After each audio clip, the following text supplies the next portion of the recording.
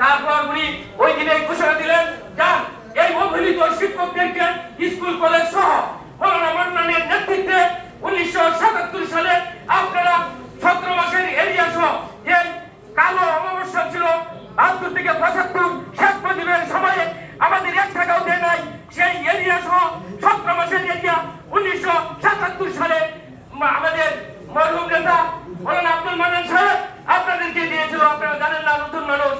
আগে একজন বলেছে আমরা লিল্লাহ ছাত্র, আমরা তৌকিয়ার ছাত্র, বাইরে বাইরে কালেকশন করেছি, আমি নিজে কালেকশন করেছি।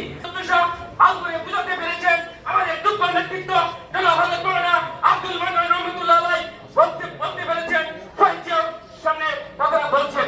তারপর আমাদের সুবাদে মাদ্রাসা স্কেলের অন্তর্ভুক্ত হয়েছে, অন্যথায় হতো না।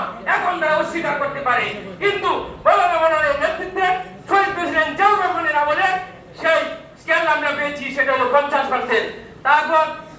তারপর পরবর্তীতে 10% করে বাড়াইছে, কিন্তু বিগত সরকার কি করলো, আমাদের 10% বাড়ায় 10% কাটিয়ে রেখা সুনাম করে ফাঁকি চুরি ছিল, এখানে সর্ব জায়গায় চুরি ছিল। এর জন্যই আমাদেরকে তলাবিহীন চুরি করে নিয়ে গেছে, তার থেকে আমরা রেহাই পেয়েছি। আজকে বুক খুলে কথা বলতে পারি, সেই যে সুবিধা আমরা যে পেয়েছি, তাহলে আল্লাহর কাছে লক্ষ কোটি শুকরিয়া। আল্লাহ সারুল কবির শাহিন প্রথম দিন নির্বাচনের জন্য কর্মসূচি নেয় এবং মুসাকিলা দিয়া মধুপুর দিয়া আমি ওনার সাথে সফর সঙ্গী ছিলাম, আরো বেশ কয়েকজন নয়ন ছিল সাথে, ভাইয়ের সাথে আমরা ছিলাম। দীর্ঘদিন উনি নির্যাতিত এবং এই যোগ্য লোক, যিনি একজন ক্রীড়া সংগঠন, যিনি একজন টিভি নেতৃত্ব, উনি বিভিন্ন ধরনের টকশো করেছে।